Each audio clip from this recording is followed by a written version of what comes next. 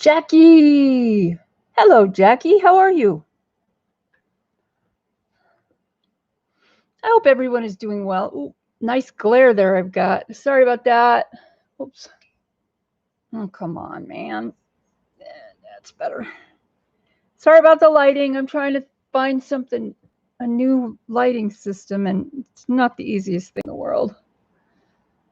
But that'll work, I think. Maybe.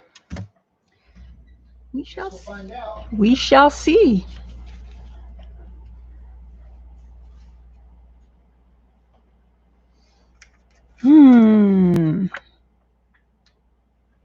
Well, I just put something way out of my reach. Hold on.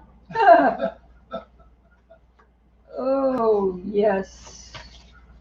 Not what I wanted to do. Okay. There we go. That's better. Okay. Alrighty then. Too many hearts. One heart is too many hearts. Move this over. Get it in the center. How are you doing today, Jackie?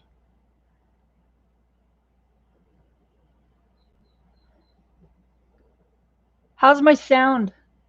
Is it okay? Picture and sound?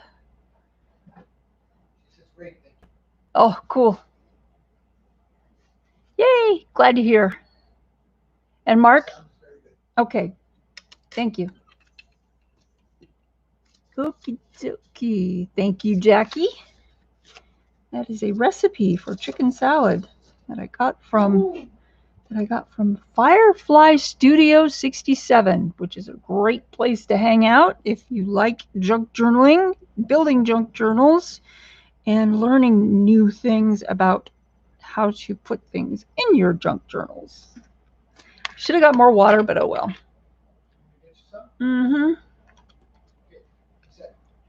If you would, please, just fill this up.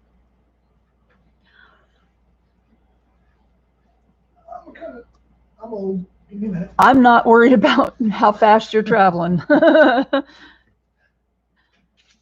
my husband. He's, yes, here in the sort of at the same room. Yeah.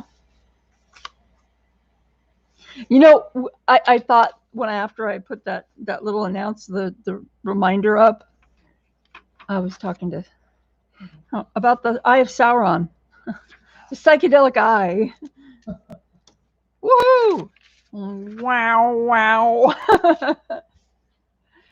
Yeah, because that was brilliant. Good thing I wasn't high. Ah! Yeah, me too. Wait a minute.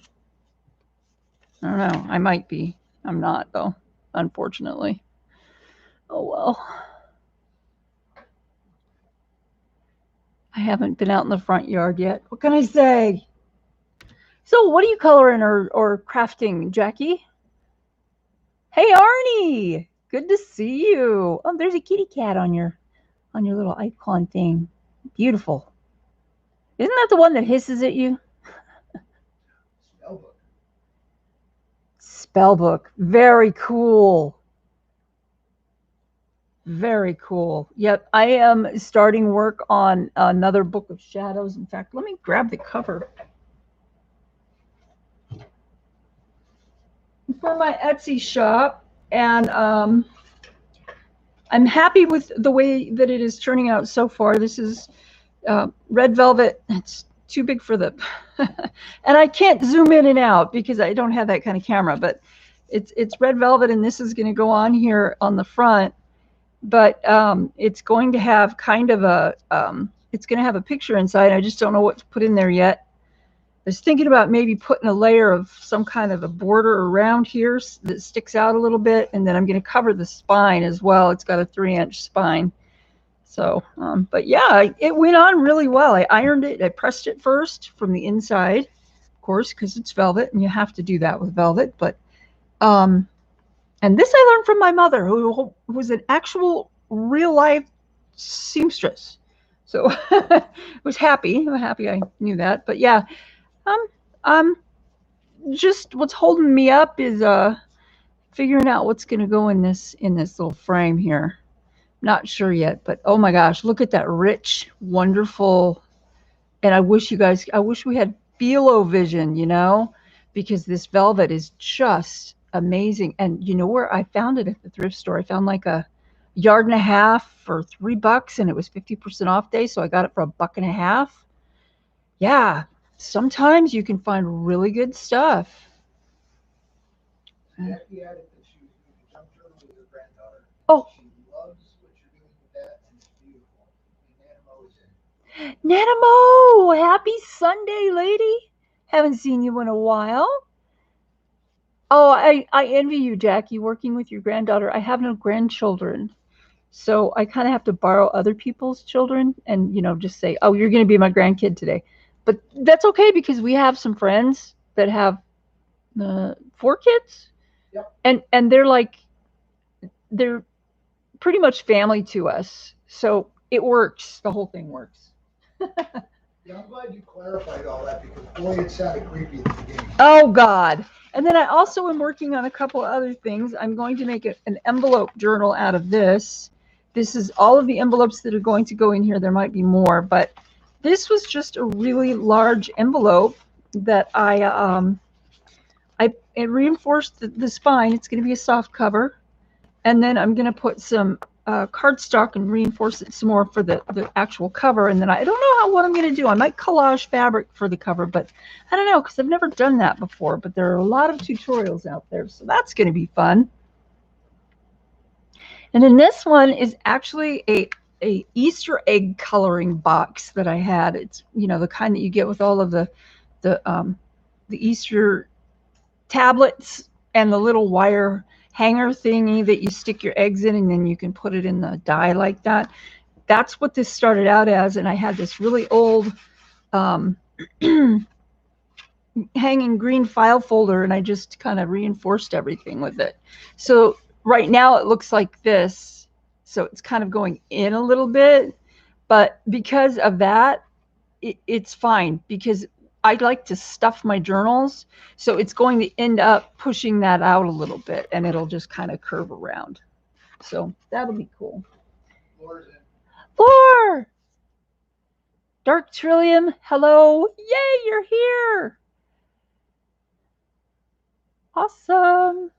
Jackie's is cool. She's got a stock of cereal boxes. Cereal boxes are awesome. They are awesome. You just have to make sure the spine is reinforced enough. You know that probably. You make journals, so I don't have to tell you that. But yeah, cereal boxes, love it. So here's kind of what I was doing, and I was going to make a couple of these while I'm here with you guys, or while you're here with me, actually. I have a bunch of files on my computer where I got some old postcards from. I got a whole huge package of them for dirt cheap at an antique store. I mean, there must have been, what, 200 postcards in there? Yes. And a lot of these are from the 30s and 40s. Like this one's 1944. Let's see if I can. Yeah, there you go. 1944, 1935. And I like them because some of the stuff that's written on them is just like everyday stuff. Some of it's a little wackadoodle, but oh well. So this is the front of the same postcards. I saved the files, so it was like set 7, A and B, and A is the front and B is the back. So what I'm doing with these is I'm making some ephemera for my journals. And what I'm doing is they're printed on presentation paper, which is pretty heavy and durable and really cool. It takes the color really well when you have, oh my God, I'm getting like a ton of notifications right now. When you're printing color, the presentation paper prints up really, really well. And this is just with my inkjet printer. So you can see it's pretty nice.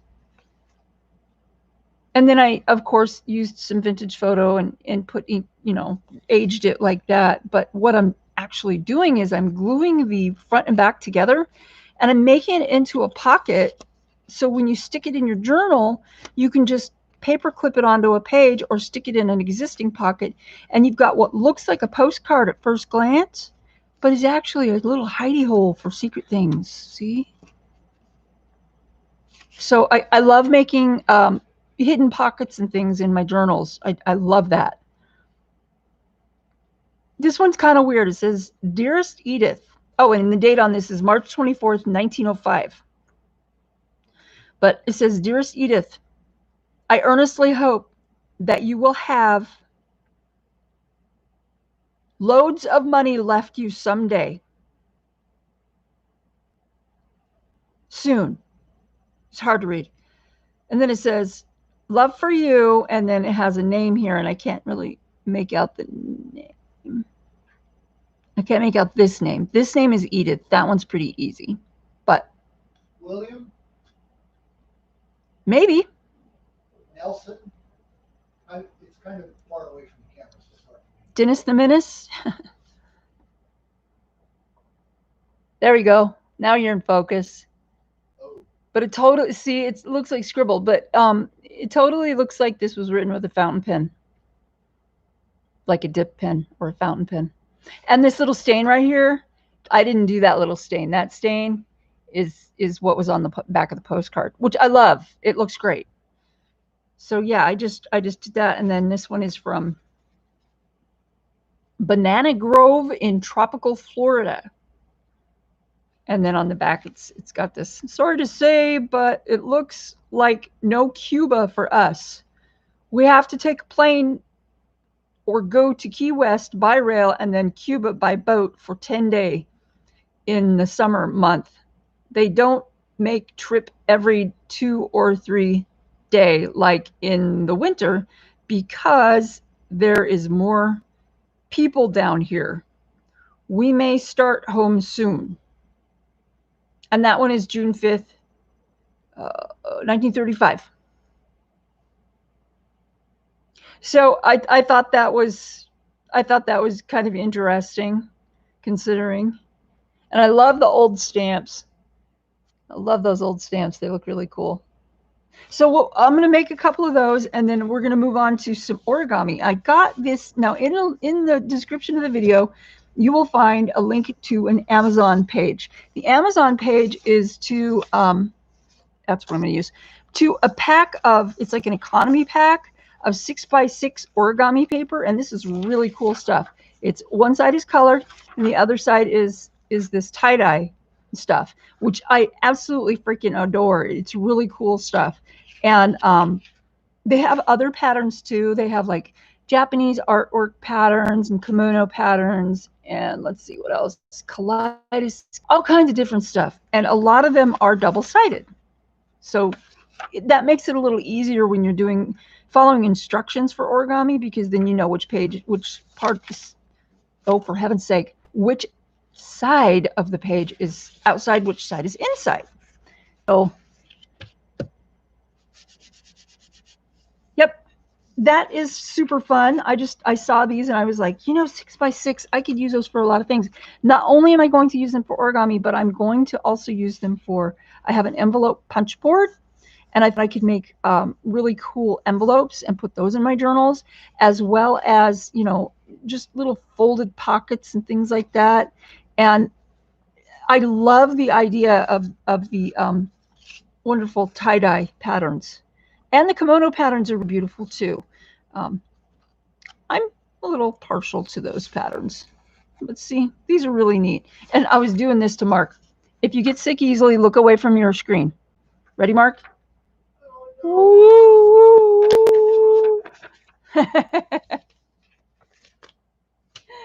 One other thing I wanted to get into before we start manufacturing our postcards is I wanted to show you, and the postcards. I was wondering if anybody would be interested in me putting these in my Etsy shop, because they're all ready to go except for just putting them in a zip folder, a zip file, and compressing them.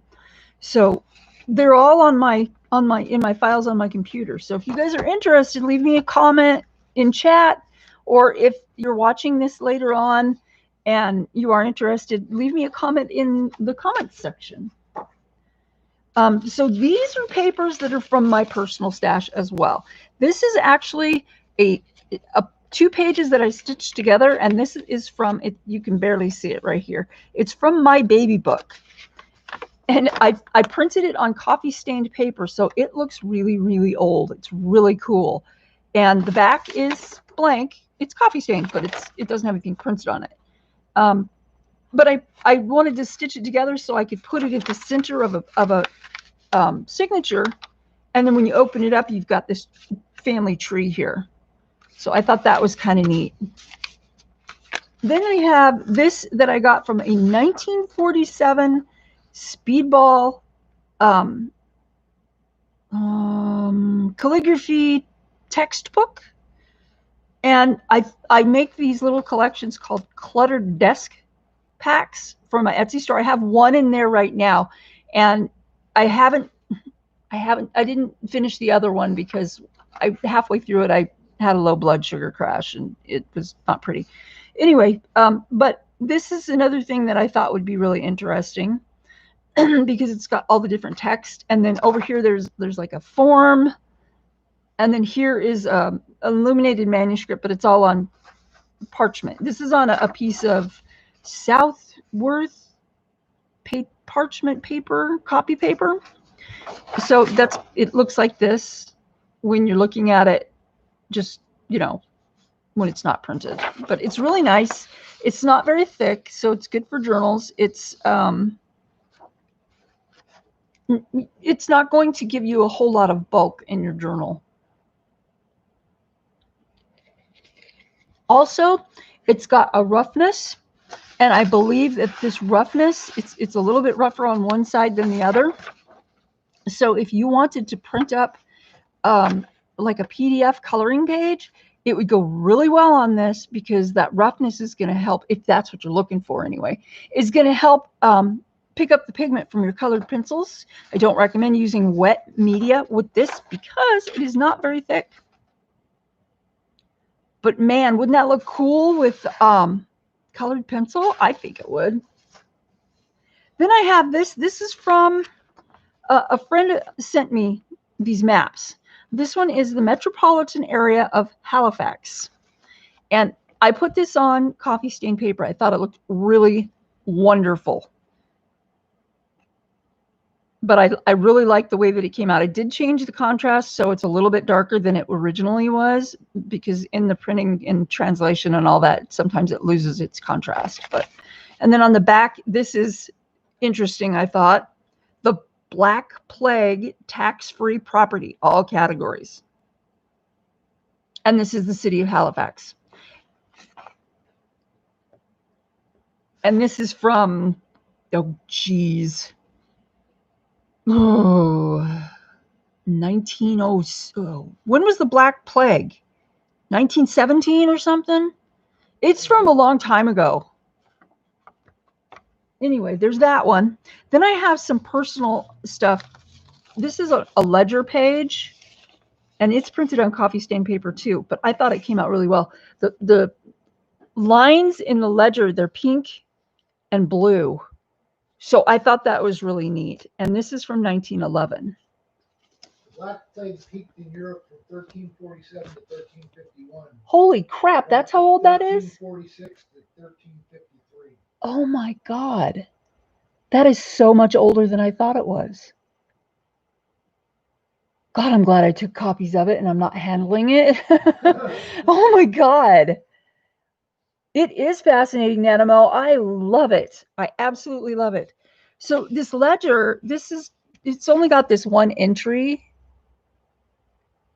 but it's really cool. 1911. And I thought, it's not focusing very well, but I think you guys get the point. I thought it was really neat on the coffee stained paper. And this is just one side.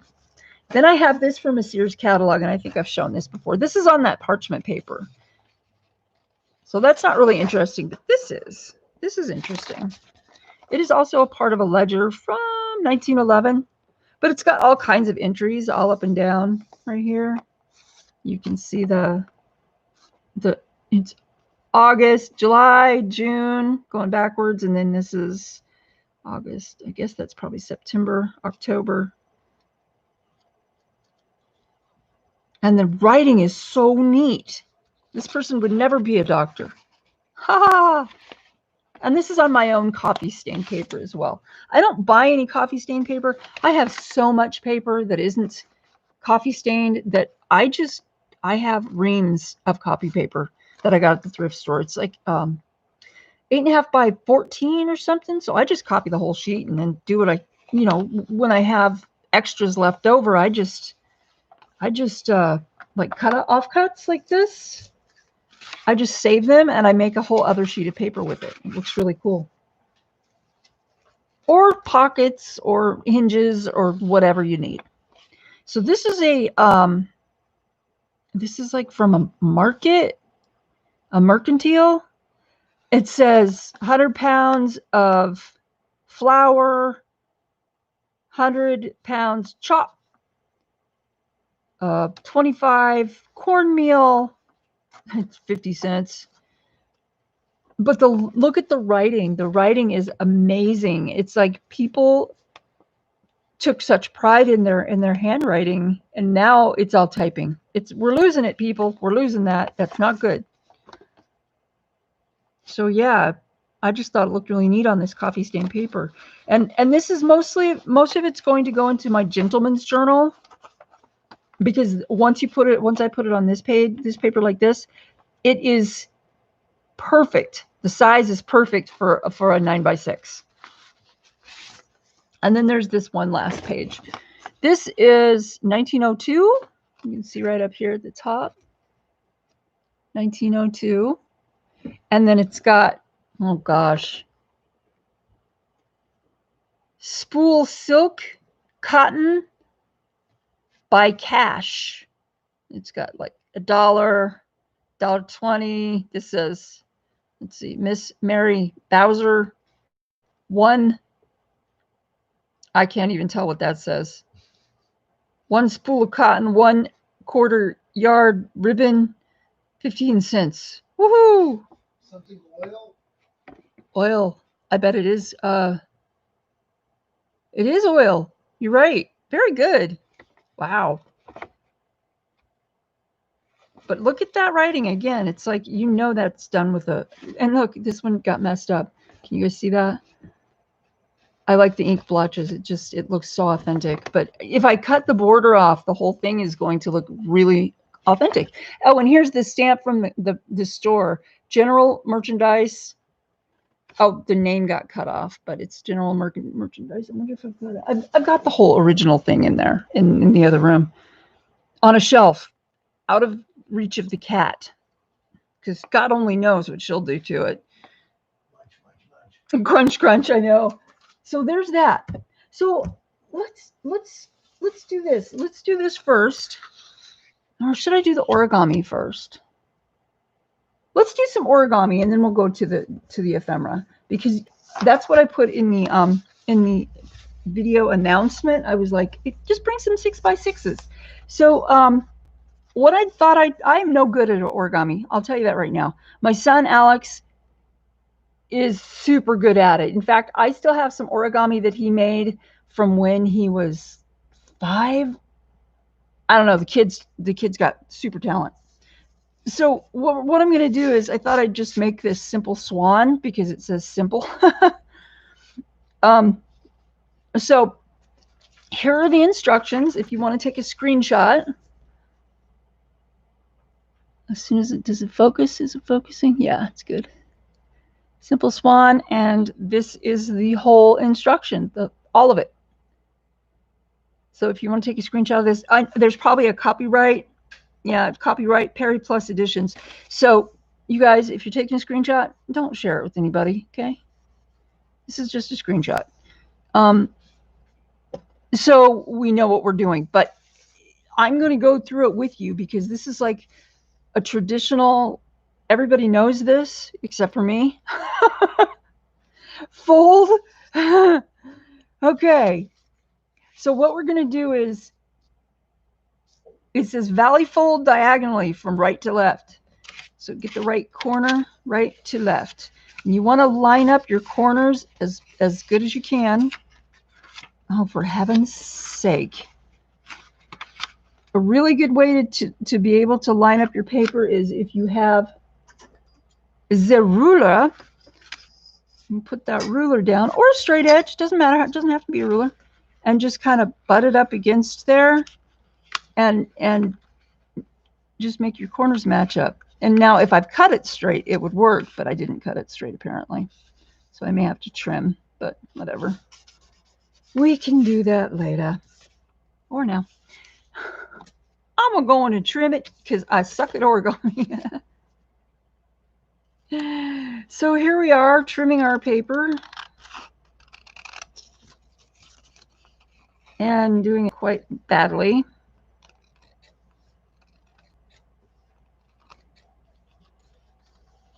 Okay.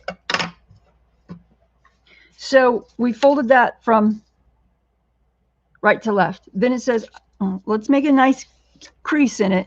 And a good way to make a crease is if you use your fingernail, not the edge, the whole flat of your fingernail, and just push like this. You can also use the handle of a scissor and go like this. You can use the back of a spoon. You can use something like the edge of a nickel, as long as you're careful, because nickels sometimes have sharp corners on them. So we've got that.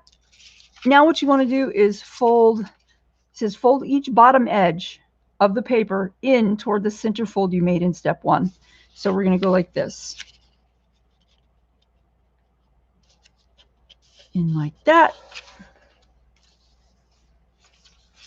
And I'm going to turn it just because it's easier for me to get the fold started that way. Oh, look at that's horrible. What did I do? I'm already like, what did I do? Oh, it's crooked. Let me try that again. If you guys can get it straighter. Oh, wait a second for me, okay? I'm just going to try and straighten that out a bit. There we go. Also, what you can do if you want is you can use not white paper, but other colors of paper that you can see the folds more easily in, and that might be the way to go. But for this, because I'm practicing, I just wanted to use this copy paper because, like I said, I've got a ton of it. I just chopped down some 8.5 by 14s for me and Mark because I wanted him to try it too. So, and no, I don't usually have this much trouble folding. Usually I fold and bam, that's it. It's done. It's pretty. So there we are. Okay. Now, your paper should now look like a kite, and they want you to turn it over. So you got your kite, but they want you to turn it over. Okay. Valley fold each side edge in toward the center once again. So we've got this, and we're going to fold that in like this. Did you catch that? Let me just crease it. And I'll go back and do it again. It's a little bit tricky when you start having all those folds. And copy paper is not the best paper to work with. It's just cheap. So you start out like that, and then you fold this one in like this. And then you want to do the same on the other side. As straight as you can, because this is going to be really, really sad and crooked. And my son, if he was with me, he could probably just like crank these out like nobody's business. I don't even know if he still does origami. So now we've got this. So we've got that. Now, let's see. Valley fold each side edge in toward the center once again. Valley fold the bottom point upward to meet the top point. So you want to go like this. So this point meets that point. So what we're going to do is it's going to come up like. Are we supposed to flip it over? Okay. Step 3. Step 3. Your paper should now look like a kite. Turn the paper over. Valley fold each side in. This is what we have. This one, valley fold each side in, and then you fold this up. See what I mean? Yeah, so the original fold is still on the bottom. Yes. Yes. On the back side. Right. Yes. Okay. So valley fold the bottom point upward to meet the top point. So best way I'm going to do that is just do that, hold that down, and then come down and crease it. Which again is getting a little difficult because the paper is getting thick, but that's okay. And if you have a bone folder, it might be a good idea to crease that with your bone folder. The back of your fingernail works again. That's what I'm using for right now. Okay, so now it says, valley fold the narrow point down as indicated. And it looks like they just want you to fold it down like a bit. So I don't know if you could see that because it's all white, but you're just going to take this, and it doesn't even look like, maybe I don't fold it down that much. Maybe I should only fold it down this much. So I'm just going to fold it down that much. We already have kind of a bird going on. Well, I think it looks like a bird anyway. Bird's the word. Bird's the word, dude.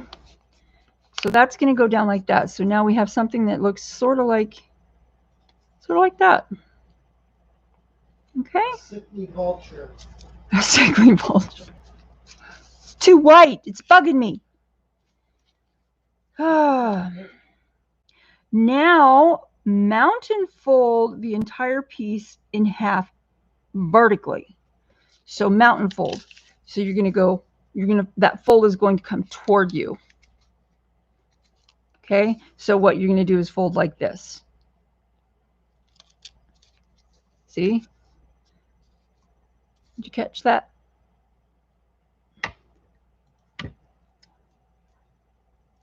Got it? So we've got a sad little crumpled beak on mine, pointed down, and then we're just going to take these two edges and this. I just realized my volume on my computer was still on, which is bad because then if I get a loud notification, it's going to be loud. I don't want it to be. Pick up the swan and gently pull upward on the swan's neck. Firmly hold the tail section with your other hand. Firmly hold the tail section. Pull upward on the neck and crease along the base of the neck once the neck is pointing in the 11 o'clock position.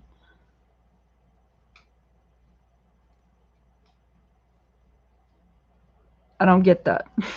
This will help the neck remain in position. Oh.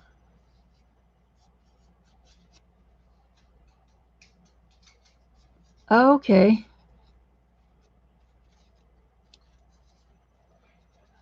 So they just want you to pull it.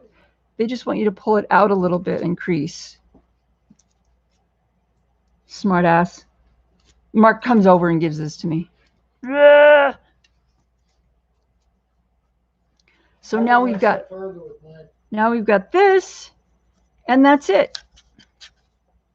So you can set it up like that. See, look at that. Little swan. I went one step further with mine. I see that.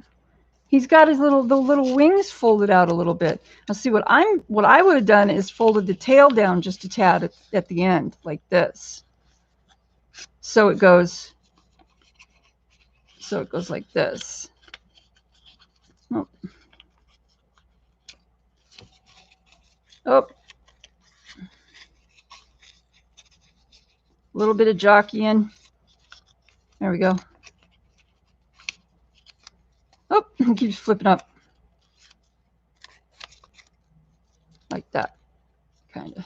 I like that better. A little tail feather going down. Or you yours set to sit tall, whereas mine's set to sit flat. Yes. But mine, I don't know. So this guy this actually can go up like this. And you can fold that there. So I guess you could position the neck anywhere you want it to.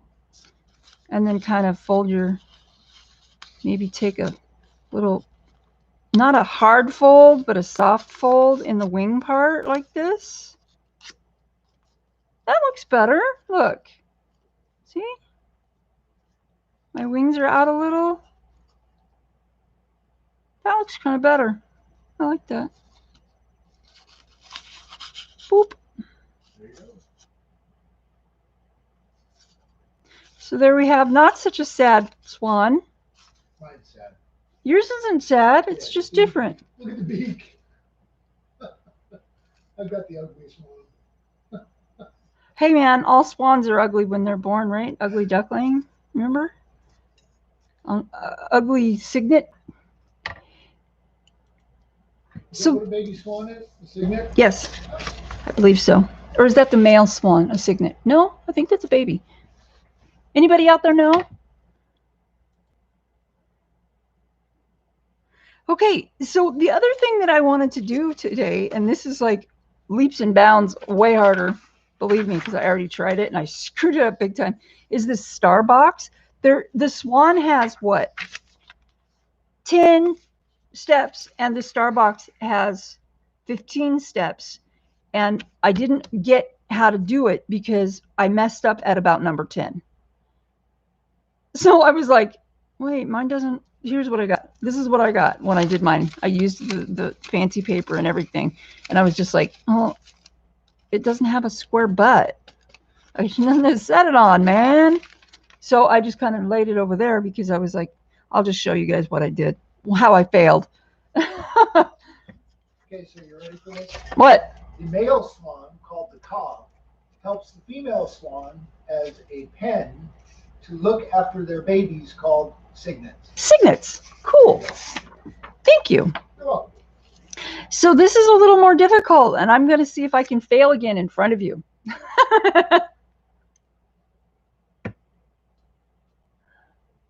Oh yeah, me too, Arnie. I love vintage ads. They are so cool. And vintage blueprints, super neat. Really neat. Okay. We have our piece of paper. We're going to, and it says to hold it like this. It says to do it like this. It says valley fold into a triangle. And the arrow has us moving our paper like this. Somebody need to go again? Yep. He just ate paper. That was really stupid. For a smart dog, sometimes he's really, really stupid. It wasn't even a tasty piece of paper. Was it coffee stain? No. Oh. It was no coffee stain paper. It was just a regular old something that I punched out of a piece of paper. It was very small. It'll probably be, you know, digested rather well and without incident, but it doesn't matter. He already threw up once today. So what we've done is we fold it like this. And then we take this and it says valley fold the triangle from left to right. So we're going to go from my left to my right. You guys go from your left to your right, which is probably going to be backwards to me, but that's okay because it matters if it's backwards to you or not me. Okay. Oh my gosh, I forgot my rings. Isn't that amazing? Oh, there's one of them. There, now I feel better. See? Okay, now it says, turn the paper around so that the single folded edge indicated by a broken line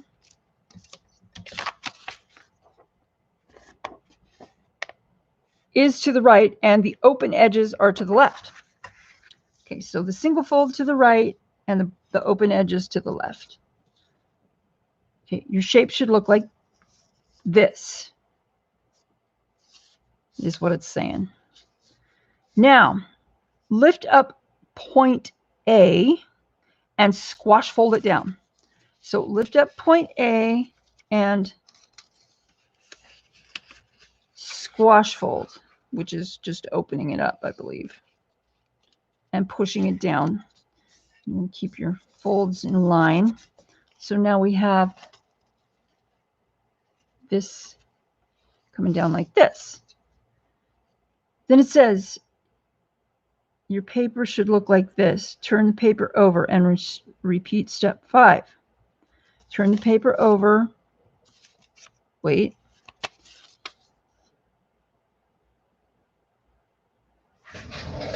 Turn the paper over and repeat step 5, but it's going to be from the opposite direction because it's from the opposite side, apparently. Don't laugh at me. I'm doing my best here, man. Okay. Oh, I need that point right there. Oh, my. I knew origami was, you know, as they say, fiddly, but yeesh. Okay. So squash fold. So you can push that down. So now we have this. Your paper should look like this. Rotate the paper so that the cut edges are pointing to the right. Okay, so we're going to go like, I wish they'd show my crease line on this, but they didn't right here. So, Rochelle, hi, how are you? We're trying to do origami. Well, I'm trying to do origami. Y'all are probably better at it than I am. So they're probably like, wow, this is so entertaining. Ah. Okay, so cut edges are pointing to the right. So I've got all my cut edges and they're pointing toward my right. Now, bring the top layer of point A. And A1. Oh, A is here. And A1 to the center. Oh, I see. Making a kite fold. Oh, okay. All right. That's something I didn't really do last time. So I got to turn it, guys. So we're going to do this. And then I'll put it back and I'll show you. We're trying to make a star box, Rochelle, because it just sounds cool. So, okay, so the cut edges are here, and you want to bring your corners and fold them in like this. Okay? Making a kite fold. Oh, I see. The top layer is in a kite fold. I got it. I got it. Okay. So your paper should look like this. Here is your cut edge. And then here's A1 and A. And this is C over here. So what we're going to do is squash fold points A and A1.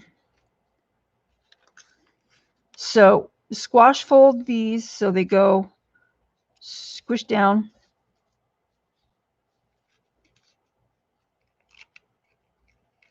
And whoops. Come on, you can get in there. And here, squash that down. Now it says repeat steps 8 to 10 on the back. So we flip it over. 8. Okay, 8. We want to go here.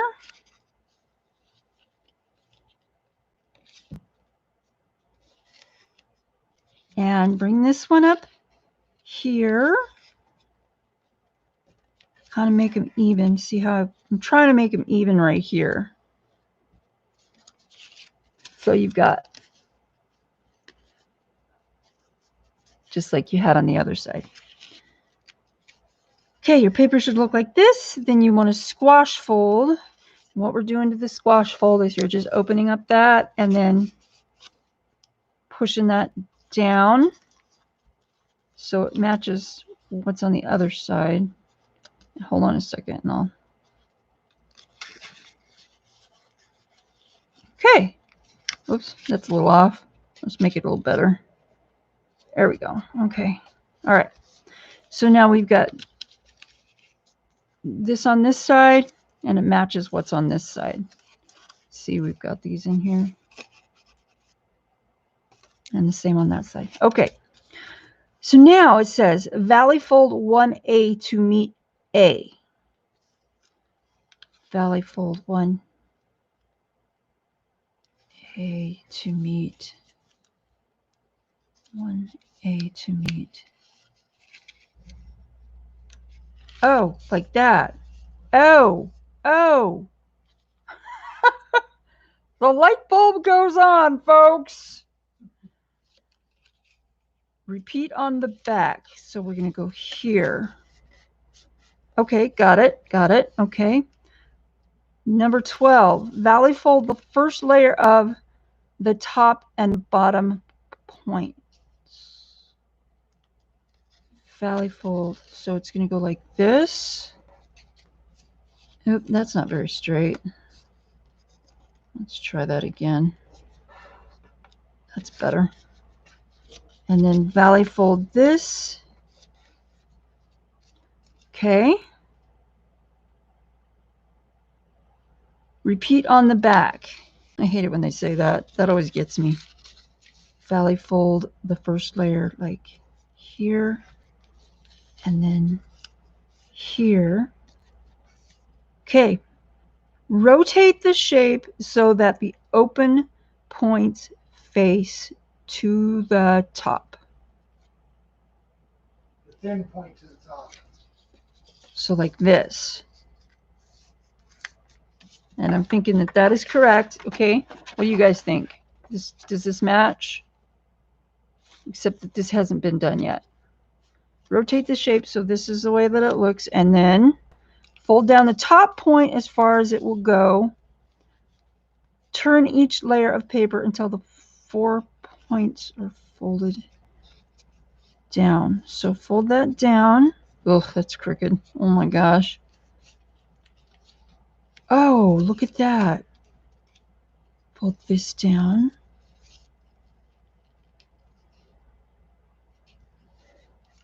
You know what's really amazing? Somebody had to do this the first time. Yeah, I know. I'm like, dude. But that's what we do. That's kind of what we do. Okay, and then 4. And then you've got, oh my God, oh my God, oh my God. It looks right. Shut up, man. This is like a milestone for me. Okay, so now you've got, your paper should look like this. The dotted line indicates the edge of the bottom of the box. Okay, so now you've got this inverted thing. See that dotted line right there? Am I focused? Okay, so it's got a dotted line right there, right just past where the point goes. But where these 2 points are, there's like if you had an imaginary straight line right there, like right there, it would be there. And then that's the line they're talking about. The dotted line indicates the edge of the bottom of the box. Okay. Very gently, tuck your index finger into the center of the box. Index finger. Center of the box. Oh, gently. I'm like, rah! Jeez. And at the same time, lift the points of the star. Yeah, you only need 4 hands for this. No kidding. Lift the points of the star and point. Oh my God, it makes a box. Okay.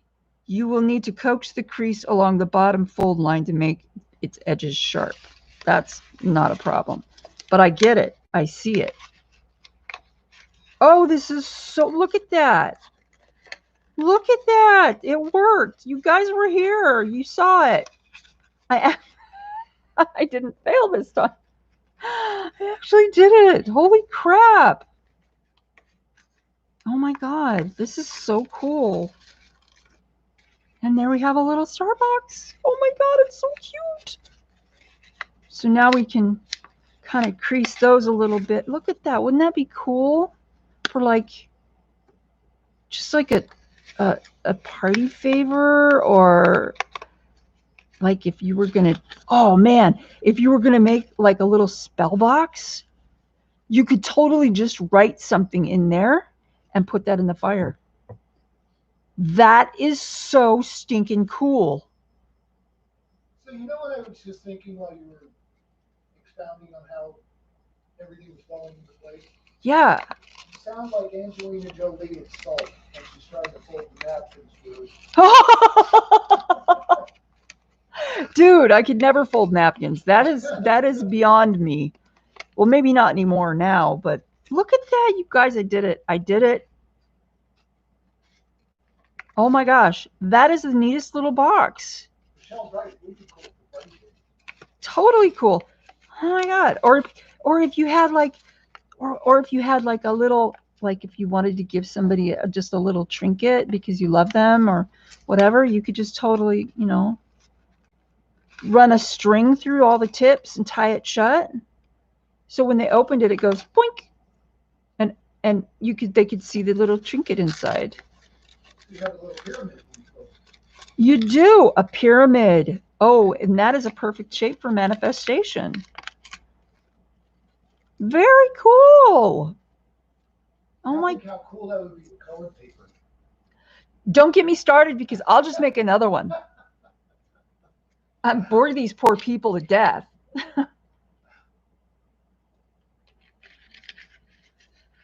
Okay. Well, thank you for bearing me, and I appreciate that because you guys must have been sending me some kind of a positive vibe or something to get me, you know, you can do it, you can do it. I did it. And no one is more surprised than I am, believe me. So my next endeavor will be, I want to make the Japanese lantern.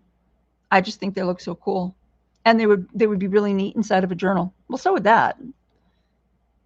But one of these, I will do a Japanese lantern. If I do, I will. If I don't totally screw it up, I'll post it on Instagram. If you guys want to know where my Instagram is, it's in my YouTube channel banner. There's a little link, a little picture.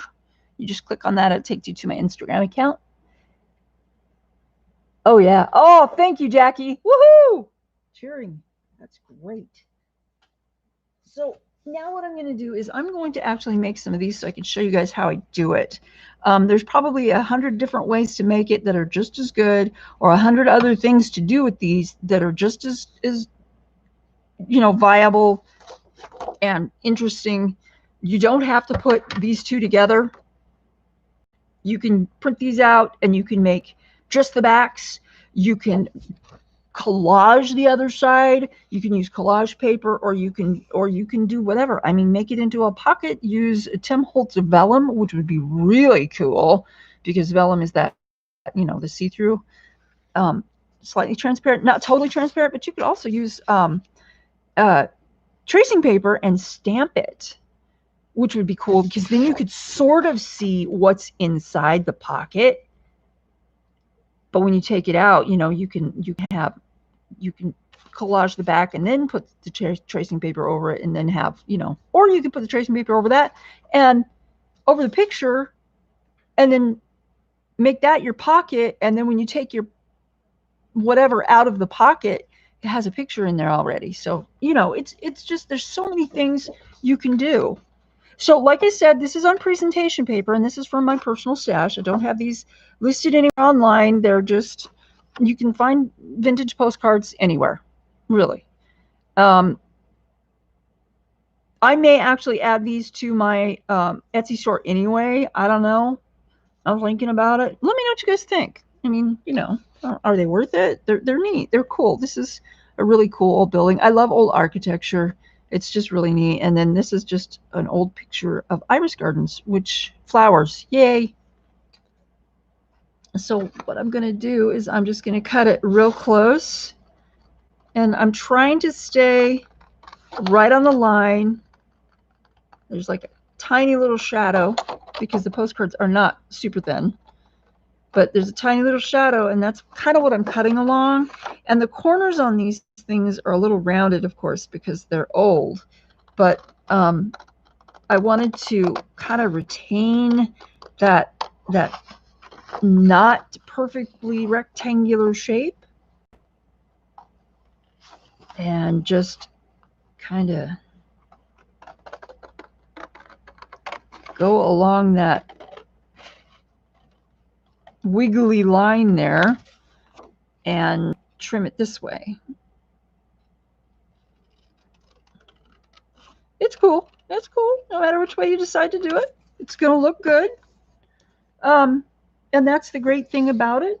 Let's see, make sure that that is, Washington University. Which one is this? Would be that one. Because that one says Washington University at the top, St. Louis, Missouri. So that's the one we're going to use. I'm going to keep them together. That's just what I do. You, by all means, please, you know, do your own thing. What it's all about. Do what makes you happy. I'm not worried about getting a straight cut here because, like I said, the edges and corners are showing wear and tear because they are old. They're really, really old. So, and I believe I chopped the top of this one off when I was scanning it, but you can still use it because of what I'm going to do with it. I'm going to use it in a different way. If you're going to use it individually and you're not going to glue a back onto it, you can do it, you know, you can do whatever you want with it. It's going to look fine. If you want, you can always print part of it, like you can print the picture part of it on presentation paper and then print this part, the back part, on regular, you know, copy paper, because that'll make it easier to glue. It might get like bumpy if you use a water-based glue or something. Hey, Lisa! Woohoo! Welcome. Oh my gosh. Also, oh, what was I going to say? Oh, if you would like to glue copy paper onto the front portion and just, you know, glue this as copy paper onto here, you might want to use something like 3-in-1 or Fabri-Tac or something, because it's a different kind of glue. It's not a water-based glue, and it tends to not make the paper wrinkle. So you might want to try that. Also, I've noticed that if you're using like tacky glue or PVA or glitter glue, it does generally make the paper wrinkle a little if you use too much. But if you smooth the glue out with your finger or a card or something, or even one of these, which work really freaking well, dollar store, that will help keep your paper from getting too wrinkly. It's still going to happen with a water-based glue pretty much all the time. But if you also use one of these brayers or something else that will squish it flat, then it helps get the wrinkly out. Also, as it's drying, if you leave it under some heavy things like a heavy book, you might want to put some wax paper down first, just to make sure that it doesn't stick to the book or anything else. And leave it under there until it's dry, like 2 or 3 hours or maybe an hour, depending on where you are. Your local climate is really going to have a little bit of a bearing on whether or not your glue dries fast or not. So, or whether or not your glue dries fast, quickly. There, that's more. Jackie, oh no! See you later. Thanks, Jackie. You take care of yourself. Okay, while I'm doing this, I'm just going to talk a little bit. I just want you guys to know that I appreciate every single one of you showing up today. I really, really do. Another thing, though, a lot of people that are in this chat either have a YouTube channel, a Facebook page, or a website, or an Etsy store, and I want you guys to be able to find them. I know that they took away the capability of us to be able to click on the little 3 dots off to the side, and that doesn't give you what it used to give you. It used to be you could click that and then it would give you a link that says go to channel. It gives you a little drop down. It used to give you a drop down menu that said go to channel. That doesn't do that anymore. I'm roughing up the edges of these cards with the scissor blade. You can get a tool to do this, but I like my scissor blade. And the reason why I do is because I can use a dull scissor or a sharp scissor, depending on how I feel and what I want to do.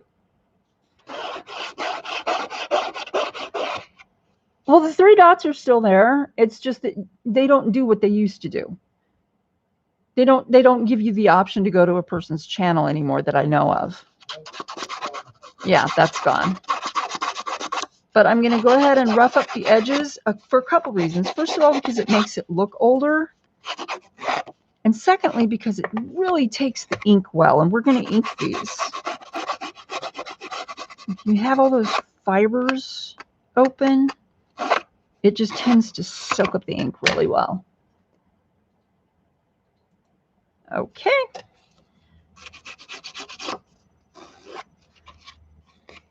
But I'm going to do this. Another thing I'm going to do after I glue it together is age the corners, and I'll show you how I do that too.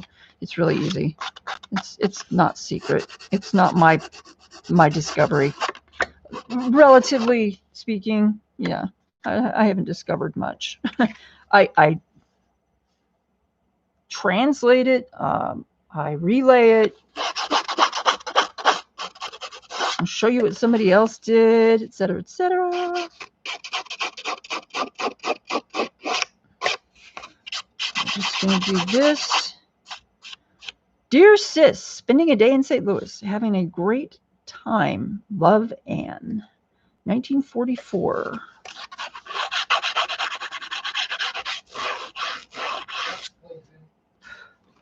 Hey, Evelyn. Who's Allie? Yeah, I was disappointed that YouTube took away that capability for us to just click on the little dots and go to somebody's channel, because that made it so much easier for people to support each other. You know, you just click on it. It should be easy. Now that just made it harder. St. Louis, yay, St. Louis. Okay. So, you gotta wonder what caused them to do that. Yeah, I know. It's so weird. So what I'm doing is, let's see. Yeah, see, it chopped the top off, so the top is a lot shorter than the back. It's unfortunate. So I'm just going to have to trim that up a bit, which isn't going to hurt anything, I don't think. I think what I'll do is I'll glue it and trim it second. So what I'm going to do is I'm going to get this giant circle punch out and just make like a little thumb notch over here, because that's going to help people get into it. There we go. And I did it a little deep because we're going to be trimming some of the top off. So what we want to do now, what I want to do now, we meaning I,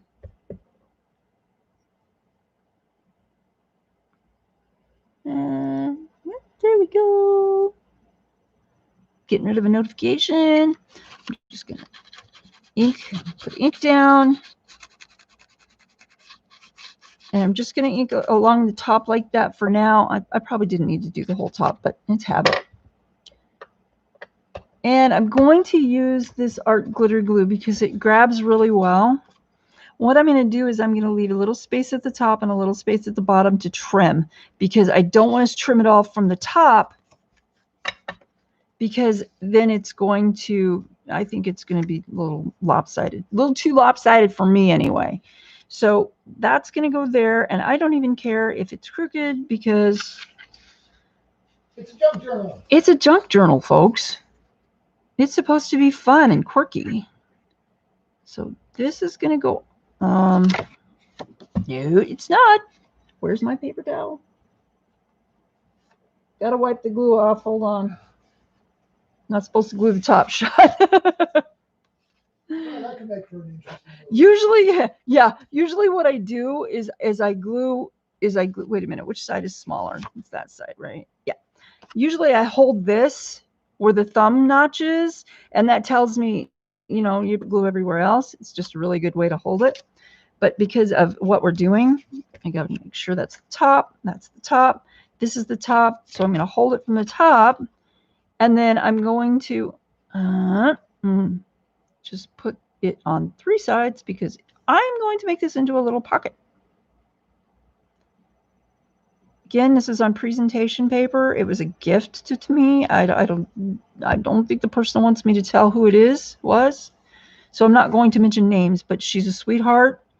She didn't need to do that. It was totally a surprise, and I am thankful like you would not believe, because this stuff isn't cheap. So we're going to kind of put it sort of in the middle and squishy on the glass. It'll wash off. That's why I love this glass mat. But look how real and authentic that looks. It looks like, you know, it looks like it's the actual deal. When we get it all trimmed up and done, it's going to look even better. So I'm just going to trim this here. And then I'm going to trim at the top here. And I'm going to make those corners a little rounded. And trim to the thumb notch. Who does? Oh, thank you, Lisa. And then like this. And then make a little round corner here. Oops. And like that. Now, looks like I need to trim just a little bit right here. And I really don't have to. I can just put ink there, or I can go over it again with my scissors, because now that I've trimmed it, it doesn't look so aged.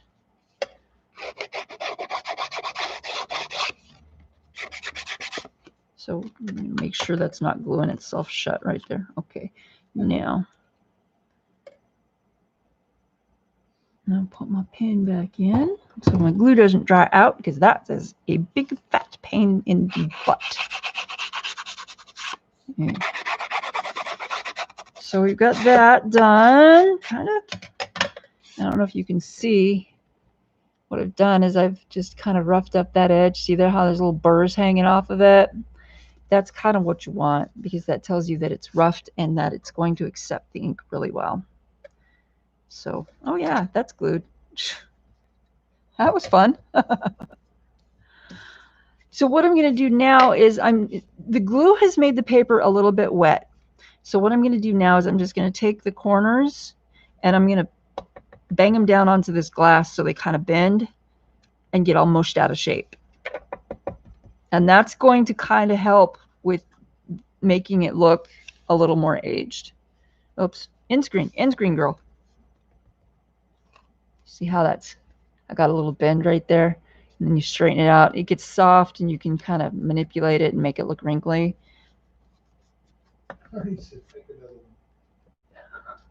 Make another one. You got that right. There you go.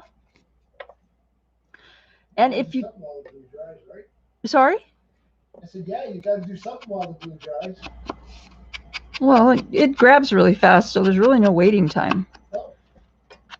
So we've got, I'm going to just put ink around the edges here. You can see how, let's see if I can get it to focus. See right there how it looks all jagged? And that's where the ink is going. That's where the ink is kind of taking hold right there. It looks really neat. And you don't have to use brown. You can use any color you want. I mean, let's say that the person had a tangle with an ink jar, ink well, and maybe there's going to be ink dots or something. You just take your little, take a little toothbrush or a paintbrush or something and just flick black dots on there, and it'll look like, you know, somebody messed it up with ink. It'll come back. There we go. Sorry about the focus, guys. It's doing the autofocus thing, and I have no idea why, because I don't think it's on autofocus. I'll have to check that. So there we have, we're just going to ink that, put ink all the way around. So then sometimes I just kind of make a little shadow in the middle. You know what I was just thinking? If you were to go to like the Goodwill store or something and pick up a really cheap junk coffee cup. Yeah. You could use the base of the coffee cup as a stamp. Oh, that is a freaking cool idea, dude. To make a coffee stain on anything. You know, a coffee ring. That is an excellent idea. I'm just going to have to do that. Thanks, Mark. That is a really good idea. So now we have what looks like at first glance an authentic postcard. I mean, it really does. A lot of them had borders too. A lot of the older postcards, they have like a little 1/4-inch white border around. This one, I guess, didn't, but it doesn't really matter. And then look at the postage, the postage cancellation stamp. It says St. Louis, MO, July 14th, 10 a.m., 1944. 1944. Very cool. So now what I'm going to do is I'm just going to put this in a journal, but it's also a pocket. So you can sneak little things in there. Also, what you can do is you can make like a little journaling card to go inside of there and put a little cloth tab on it, like a piece of ragged, I don't know, muslin or something, coffee stained muslin. And that way you can get your stuff out really, really easy. It'll have a tab to pull, or you can make a paper tab. Either one, it's good. But yeah, I mean, this is so fun. I could sit and make these all freaking day. But I'm not going to. I'm just going to make one more. So we've got this one. Is this one? This one and this one. Let's do the. It says Caulfield and Shook. Oh, copyright Caulfield and Shook. And that one is from 1935, which is, it means it's out of copyright. It's good. It's okay. And this is cool. This is cool. It says, this space for writing messages. I'm traveling on that good Gulf gasoline and Gulf lube motor oil, having a wonderful time. And that was printed on the postcard. That was not the writing on the postcard. Paid for that card. I know, huh? Hello, Joe. We just came out of a Catholic church that is 115-year-old and has painting and tabernacle. Give to them by the King of France. Say we saw the Lincoln Memorial. That's what it looks like it says. Oh, nope. So we saw the Lincoln Memorial. His place and his log. Oh. We saw the Lincoln Memorial, his birthplace, and his log cabin, as in his something. So, well, we'll be home in 10 days. Joe. This is from Joe. It's right here. This one, this word, I don't know what it is. His log cabin is on his, I don't know, but it's really cool. It's written, it looks like it was written in pencil. And on the top, there's an old perforation, and I'm going to show you how I make a perforation type tear, because it's so stinking simple. It's not even funny. And I thought of it because I do a lot of stuff in the kitchen. I need to actually leave that because it's just going to be too hard. I may be able to do it. I don't know. Let's see what happens. So I'm going to cut along the bottom of this, and then I'm going to try to do my tear, because if it doesn't work, I'm just going to cut around it. No big deal. Okay, so that is this one. I'm just going to take that off of the main part. Oh, I chopped that one off too in the scanning, which is no biggie. Okay, so what I have to make the perforation is I took a part of a foil box. This is the metal strip on a foil box, aluminum foil, and I Rochelle, oh my God, I did not have dip pens, ink wells, or anything like that in school. But I went to a school that didn't have a really big budget. It was a Christian school. So what I do is, and if you look, if it looks very, very similar. Let's see if I can get it to focus. See that? It looks very similar. So if I can get it to tear there, that would be really awesome. It's not easy. because you have to make sure that, and even though it's sharp, it doesn't always tear correctly. But we'll see what we can do. Yeah, I don't know if I can do it. Let's put it further over. I'm holding it down rather tight. Come on, man. See if I can do it. It'll look great.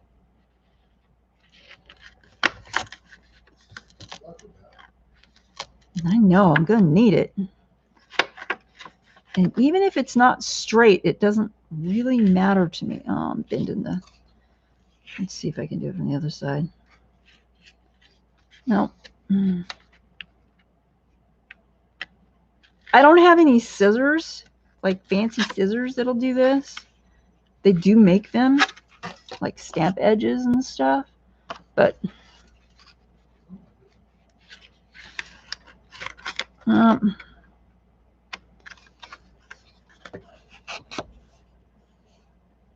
oh, that's cool.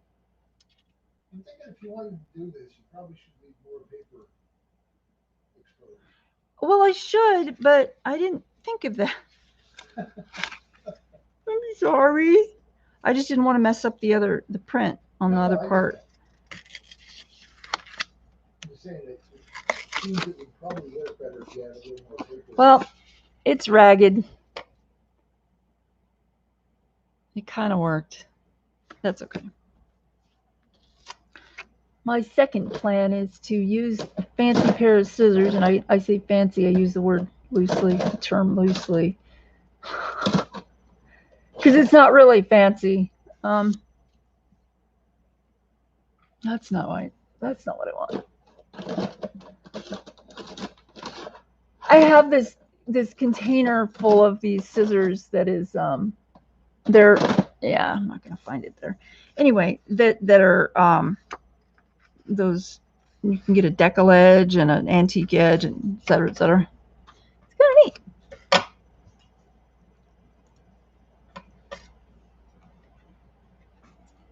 And go around a corner. I'm going to leave it ragged like that because I'm going to ink on it. And if I put ink on it, it's going to hide some of that, especially if I use a lot of ink, which I like to do anyway. So, rounded the corners up a little bit, and we'll be doing the whole aging, wrinkling, smushing process as well.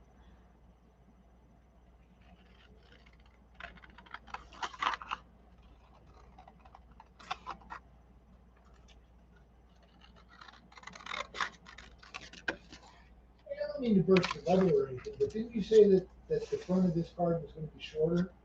Yep. So yep. All that work you put in to try and cut the top of the other one.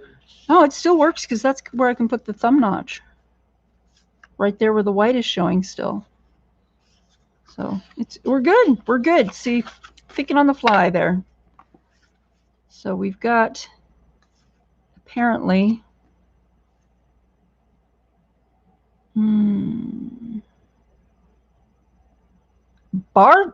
Bardstown, Kentucky.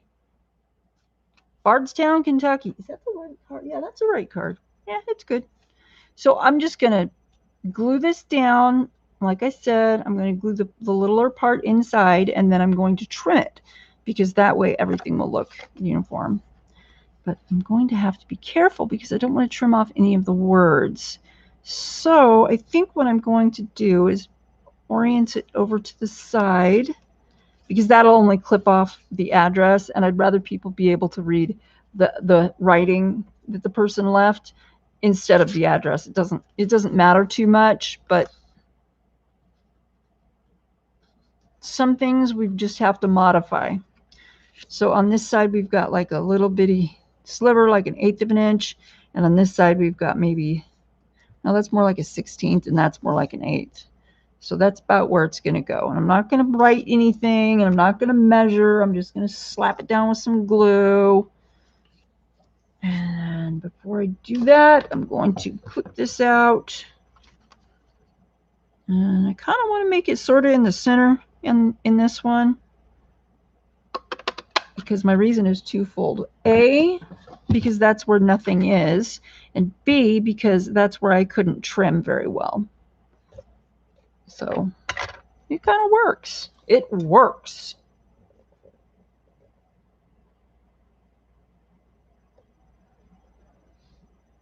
Wow. Oh, okay, Lisa. Thank you for stopping by. It has been too long, man. Lisa has a YouTube, a website, a Patreon, an Etsy store with some really interesting and wonderful things in it, involving bones and some peacock feathers and coloring pages. You should go visit. It's awesome stuff. I probably shouldn't have put ink on the edges there, on the ends, because I'm just going to trim it and I'll have to re-ink. But that's okay. It'll just make it darker on the other parts. Don't care. And see, that's why making junk journals is so relaxing for me, because it's just like, it's something that doesn't have to be exact.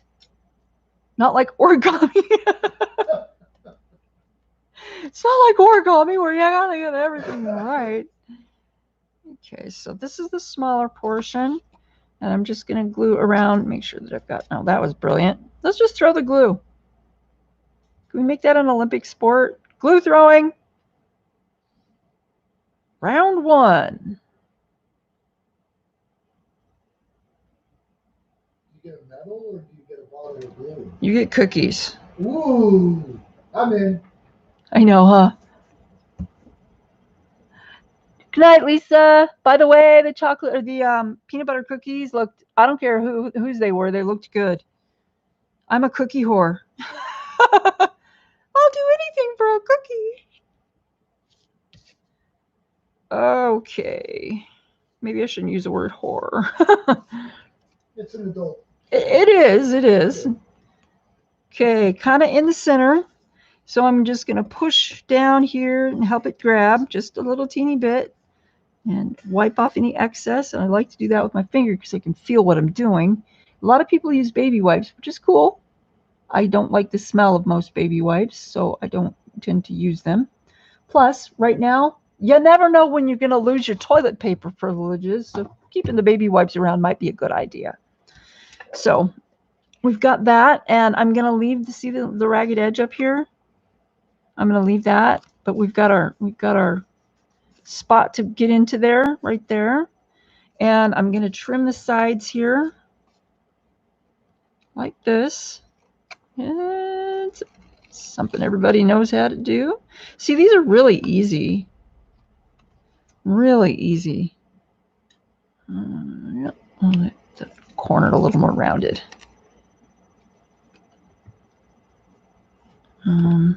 Yep. I don't have a lot of light. It may look like you guys, it may look like I have a lot of light, but I really don't. Oh dear. Oh dear. Oh dear. There we go. A little wiggly corner. So this is going to have a little bit more jagged edge hanging off of it. I'm just going to change that border from white to antiqued. Isn't that interesting how I say that? I don't say I'm inking it up. I'm saying it's antiqued now, but I'm going to stick this in here. And I like antique-hues as well. We have a, here in Apache Junction, we have a antique mall that's very close by. And there's like hundreds of booths in there, I swear. And they're only like, what are they like? The smallest booth is like yeah, it's like a 6x6. And it's just, there's so many incredible things in each one. People find ways to just stuff all kinds of stuff in there. And I love going in there. I could spend a whole day in there. I could spend a whole day looking around. Not necessarily buying stuff, but looking around because it's just interesting. Like what Nanamo was saying. History is history. Get rid of that. whiteness. So there we have it. There's a second one. Yay! Oh, I got a little piece up here I don't like. It's too white. It's too white. There we go. There we go. Neat little postcard pocket.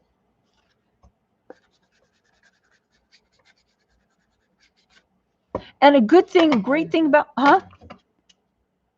a great thing about stuff like this as well is that you don't have to use the provided picture. You could use a different picture. In fact, sometimes I feel like I would just like to use like a piece of a coloring book page, and just because then it gives somebody something to do besides just looking at a picture. You can color a picture, or even if you wanted to print something like this up that didn't have a lot of black and gray in it, you could print up something like this in black and white and just, you know, color that. I mean, it's really cool what you can do with it. Anywho's, so there we have that. And, oh.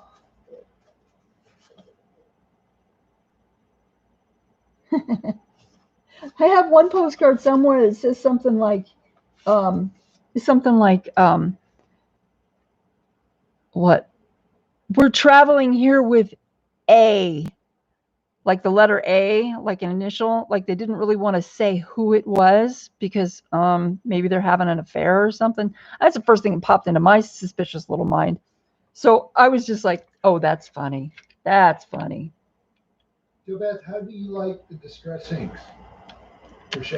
Rochelle, I really, really like the distress inks. I also use the archival inks and the distress oxides for different things. This one I pretty much use interchangeably, but I tend to use the archival inks more often when I'm doing something that I'm going to be adding a liquid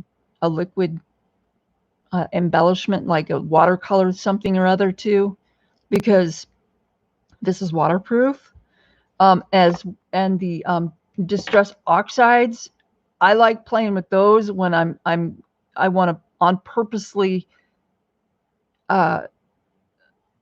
modify the appearance of the ink, because then you've got all those options of what you can do, and the distress oxides tend to granulate and make weird little shapes once you ink them on and then spray them. They make little weird shapes and stuff. It's really cool to play with.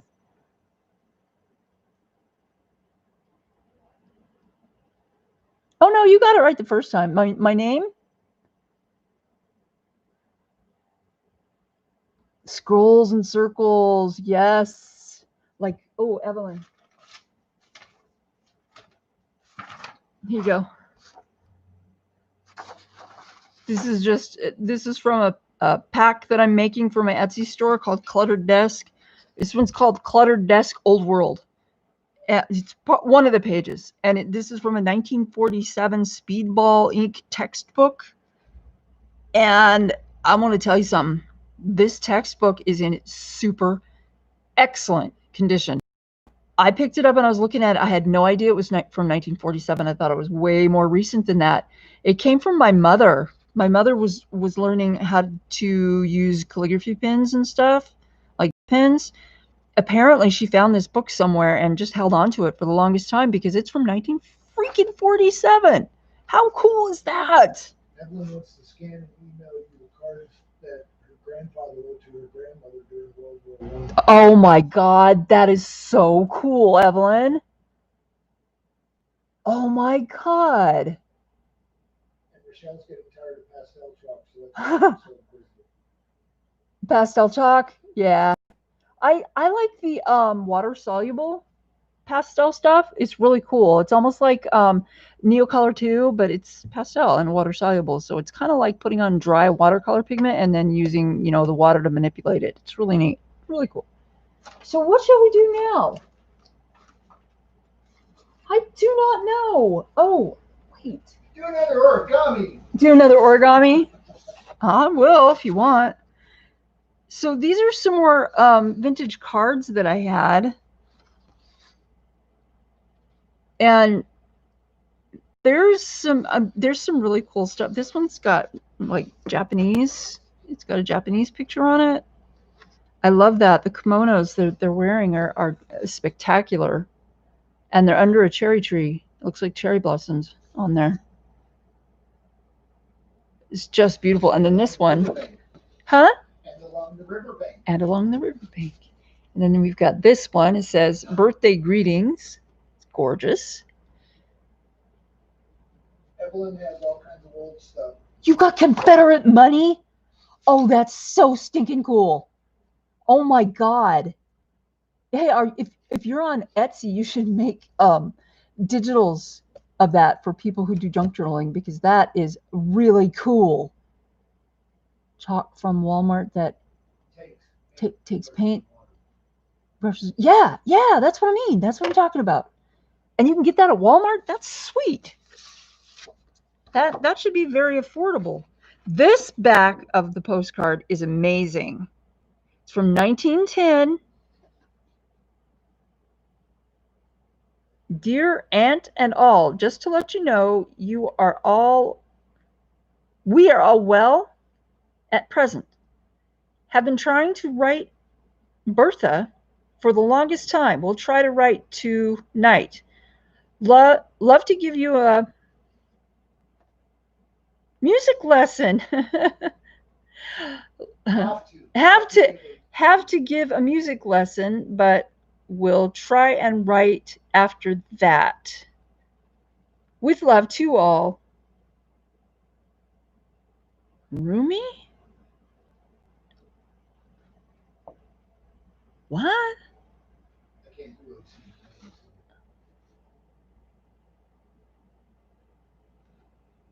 If it would focus, it's right here. Yeah, I got nothing. You got nothing. See, it looks like it says Rumi or Rooney. I don't know. Isn't that cool though? Look at these marks, the postal marks. Isn't that amazing? And then it's got the Art Nouveau postcard top behind there. It's just so beautiful. It's just so beautiful. Michelle thinks it might be Ronnie. Ronnie. R-A-N-N-I. It could be. It could be. Yep. What's this say? Probably Lacrosse. Oh, it probably is. Yeah. Yeah, you're right. You're probably right. This is cool. Lacrosse, Wisconsin, August 15th, 1910, 6 p.m. It's funny how they have the time on it. They don't always do that. Look at this. Is so gorgeous though, isn't it? Oh, I love this stuff. Oh my gosh. So what do you guys want to do now? Oh, Evelyn, that would be so sweet. I would love to see that. I would love to see that. What do you want? Do you want me to do anything with it, or do you mind if I do something with it, like using it, a print of it for junk journal or something? Or do you want me to just not? Because it doesn't matter to me. I would love to see it regardless. Hey, Carola. Oh, you're not late, sweetie. I'm still here. I'm still here. You're still there. Nah, everything's fine. Okay, so okay, let's just carry on here. I'm going to do that Oriental one. The one with the kimono ladies in it. I really love that. She said, do your thing. She's sure you can find interesting and fun stuff to do. And talk about. So yeah, talking. We got our reports back from the dog's vet appointment. He's pretty healthy. He has elevated liver function, liver enzymes, and the vet thinks it's because of the medication that he's on, because he's on an anti-seizure medication. So we're trying to take him off of it and see if that works, because if it does, then his liver should go back to normal. Other than that, his red and white blood cell counts are super good. His kidneys seem to be working fine. He's just lost some weight, but we thought he'd lost a lot more. He only lost 2 pounds, which I was really surprised about. Oh, yeah, let's cut on screen. How about that? Duh. Yeah. So he's doing really well. Uh-oh, scratchy throat. Oh, the other day, oh my God. The other day, I'm doing my thing, I'm doing my craft, and I'm sitting in here, and my throat was burning all day long. All day long, just a little bit, enough to just, you know, bother me a little, but not enough to make me choke a lot. And then I find out there's this fire burning out of control, not far from us. I'm like, well, no wonder. Here, I thought I was getting sick or something. I'm not getting sick. Haven't been out. Haven't been around anybody. Yeah, I'm still grounded. My doctor said not yet. He said not until, what's today? Yeah, 7th. I still have a couple of weeks to stay inside. So I'm like, I want to go to the thrift store really, really bad. That's what I miss. That and Tuesday morning. Mark's like, no, not Tuesday morning. No, I'm okay with that. I can get my those wafers. Oh yeah, the Puroline or whatever those are. Those are yummy. Like I'm gonna eat them. I'm making it wiggly on purpose. Corolla says, I am fine too. Oh, good. I like the pansies too, Rochelle. I just like flowers. So I can't tell where the border on this is. So I'm just going to have to kind of hold it up and cut around it because there's really no other way for me to tell. We are going back through the whole Game of Thrones series. I'm watching the whole thing. I love Game of Thrones. I am a Game of Thrones fanatic. Don't know a lot of trivia about it, but man, I love that show. Oh, yeah. Both of us, me and Mark, both want to be Arya when we grow up. Oh, she's like... She's the bomb. She's a bomb. She's like secretly lethal. She's like a ninja, but better. Because she looks so innocent. Ninjas, you kind of the way they dress, you'd kind of expect, you know, something crazy going on there, something sneaky and dangerous. But Arya, she doesn't look so dangerous. It's like sneaking up on you. Sneaks up on you. So it's not what. I'm sorry, go ahead. No. Editing. Says she got a coloring book based on herself, which I'm not sure what that means. And Evelyn, Jon Snow. Oh, definitely, Evelyn. Definitely. Yes. Kit Harington. Very yummy.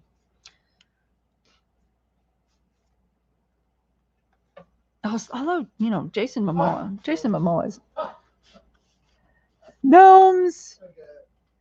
Oh my God, Corolla, you silly. Oh my gosh. Okay, now I gotta decide. Oops. Oh man, did I really do that? I put it the wrong way. Oh, it doesn't matter. It's pretty good. So it looks like this one was glued down and taken back up, but you can still read the charm and beauty of the springtime in Japan are epitomized by the cherry blossoms. You don't even read words like epitomized on things anymore. They just don't do it. Oh, and this is from the Japan Tourist Association, which I never heard of before. I've never heard of it before, but I get it. Gotta have, you know, tourist associations. Anyway, so I'm just going to figure out, do I want to make this at the top? Do I want it at the top of the picture? Do I want the thumb notch up here at the top of the picture? Or do I want it on the side? I think I'm going to make it at the top just to be different. Besides, there's nothing over there. So we're going to clip that part out as evenly as we can. And we don't want it too deep. I don't want it too deep. We meaning me. There we go. Whoops. And little bits of paper flying all over the place. Oh, well.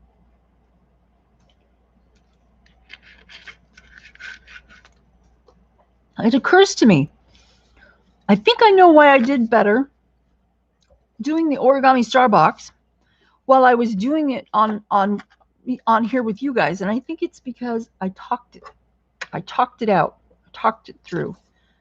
I didn't do that before. I thought it, you know, I was reading it and thinking it, but I didn't say it out loud. Marty says, wow, that's a big punch. It is a big punch. They make them bigger than that. That's only a 2.5-inch punch. And you think I use it more than any other punch that I have. It's really cool. It works for so many things. Okay, I'm not going to ink around the whole thing because I don't need to. But I do need to figure out, there we go. I want to do the back side of this, where that thumb notch is going to be. So when I put that layer on, it's still going to show as antiqued right there. So just trying to think ahead here. So I think I'm going to go ahead and glue that on and then trim and then put ink around it. These are so easy and so quick.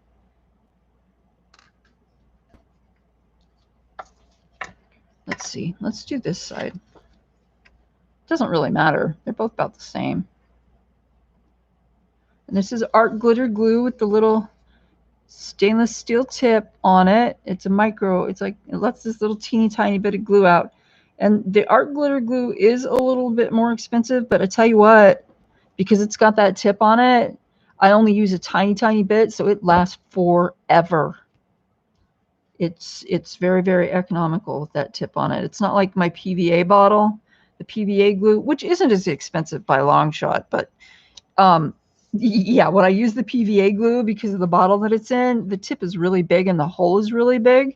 So it comes out a lot, and I tend to waste some of it because I have to wipe it off, etc., etc.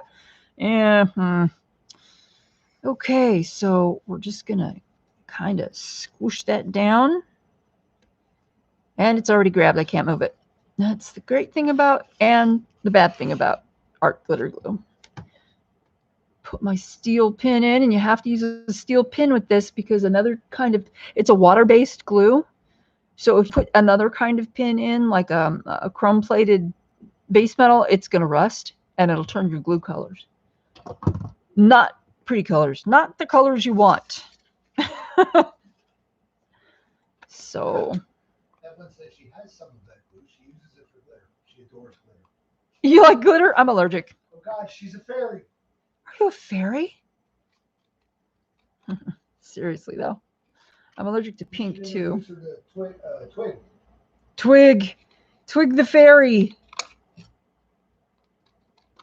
If you get Fairy magazine, they often do bits in there about Twig, featuring Twig. Twig is a fairy personality that does the rounds, makes the rounds with the Renaissance fairs up here, in North America here. I don't know if y'all visit the Renaissance fairs or not, but it's really fun, and Twig is there a lot. Oh, I missed a spawn note. Yeah, she picked up a cohort in crime, if you will. Oh, you mean Twig? Yeah. I thought you were talking about Evelyn. No. I was like, how do you know? I'm psychic. Dang. Okay, I'm going to rough up the edges, and I should have done this before, but it could still be done. So what are you saying now? She picked up a partner, Twig picked up a partner in crime? Yeah. I'm trying to remember what the counterpart is. So if you guys want to know who Twig is and what she looks like, do a Google search for Twig the Fairy. She's really beautiful.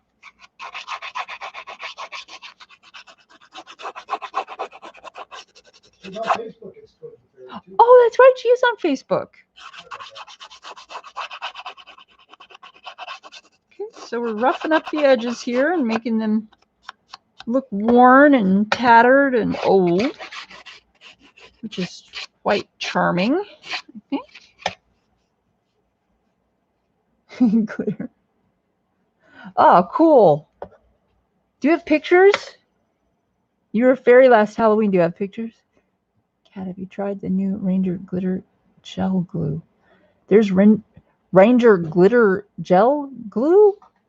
I did not know that. But then again, I haven't been out in... Oh, how long has it been since I've been out of the house? Oh my God. Like 4 months? Maybe. And how am I not going crazy? Do you see what I'm doing? Do you see this crafting thing? This is why I'm not going crazy. It is good for me. And Mark's been very tolerant because I haven't always been in the best of moods. Oh man, I love this picture. Okay, I'm not sure if this is going to work or not, but I just put a link in chat. Yeah. That may or may not take you to a picture of Twig. May or may not. So Mark put in a link that may or may not take you to a picture of Twig. Yeah, I've never tried this on Google, so I don't know if it'll work. It should work. You're an admin or you're a mod. You should be able to, you know, your links should be. Well, you can't even put in a link unless you're a moderator. So. Well, there's the problem. It takes you to that link. Actually, takes you to her Twitter account. It doesn't take you to the picture that. Well, you should be able to get the other links from the Twitter account, because if you go to somebody's Twitter account on their homepage, there's up on the left-hand side, there's other links to websites. Yeah, and her twigthefairy.com is on there. But I'm just saying there was a picture of Twig that I was trying to link to. Oh, you should go to Pinterest. It takes you to her Twitter account. Okay. But you still get a good picture of your face. Oh, well, you need a picture of her wings, though. Well, I know, but that's what I was trying for. It didn't work. Oh, I got it. Okay, Evelyn. Well, darn.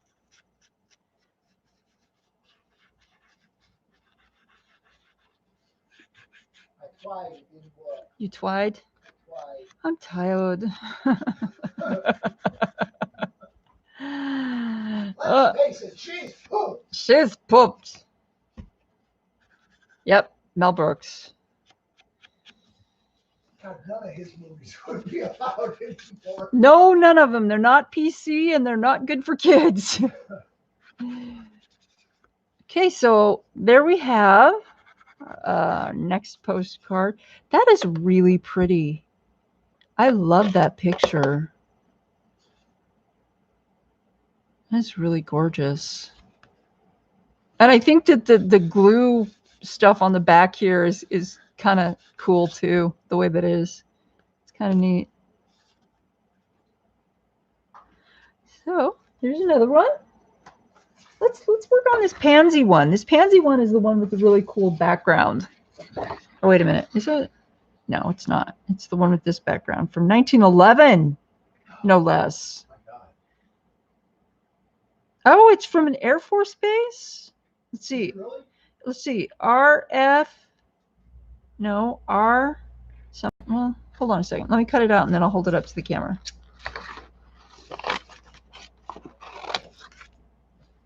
And I have this dedicated pair of scissors. And this is my paper scissors. But I have a great sharpener because these are Fiskars. And I don't want to ruin them. But, yeah, that's pretty cool. These are Fiskars scissor sharpeners. And you just basically a cutting motion here out and flip it. Let me see if I can. Yeah, you can flip it around for left-handed scissors. And then you'd have to, you know. But I got this at Walmart. It's really, I think that the sharpener was $7, and it works really, really good. It's just a really good little piece of a good tool to have. So, okay, so here's what the back of the postcard looks like. Close up. See if I can get you to focus. There we go. See all those letters right there? It looks like it was written in pencil. Wow, somebody had really beautiful handwriting. And then over here. Isn't that? I'm going to try to get it to focus again. I'm sorry, people. I messed it up. There we go. I don't know, R number 53 Deerfield, East Deerfield, RFB? I don't know. Dear friend Gracie and mother, we're all moved but not settled yet. The boys are going to school.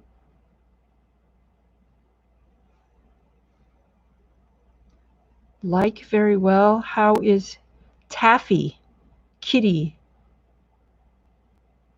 I can't read this it's beautiful handwriting, but I can't make out letters very well. We all like something well so far. Alan is gone to Greenfield with a load hay. Uncle Stephen enjoyed your sugar very much. Love to all. Mrs. Bishop? Okay, you ready for history? Yes.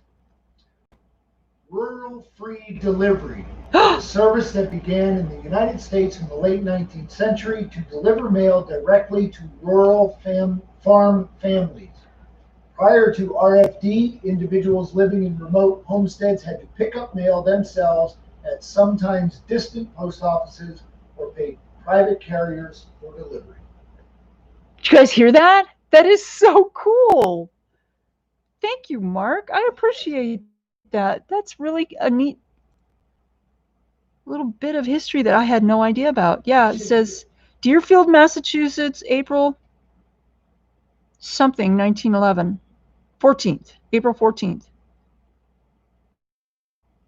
Oh my God, this is so neat. And then that's the front of it. Birthday greetings.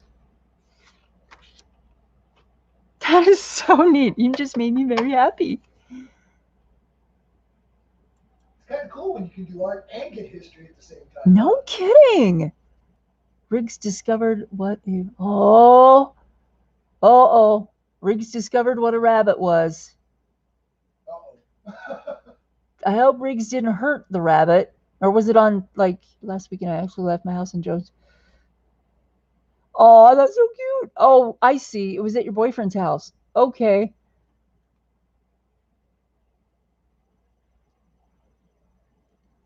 It's good to hear that people are getting out. You know that?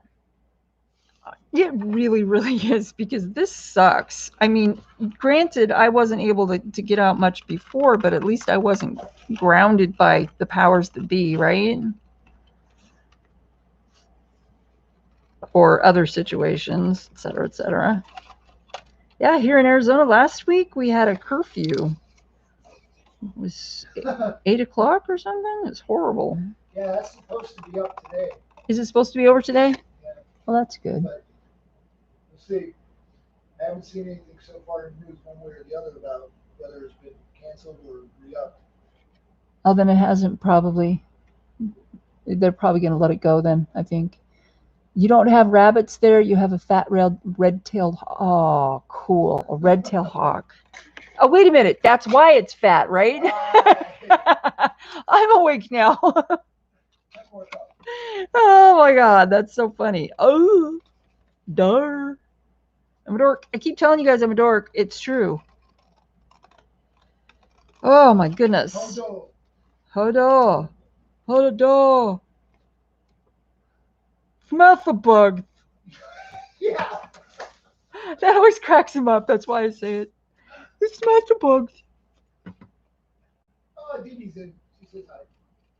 Dee Dee? Who's Dee Dee? Dee Dee! Dee Dee! It's good to see you, lady. How are you? I was just watching a video, one of your videos this morning. Dee Dee has a YouTube channel and she makes journals. You guys, you should visit her and see the. Evelyn knows. What? Evelyn knows. Evelyn knows. Oh.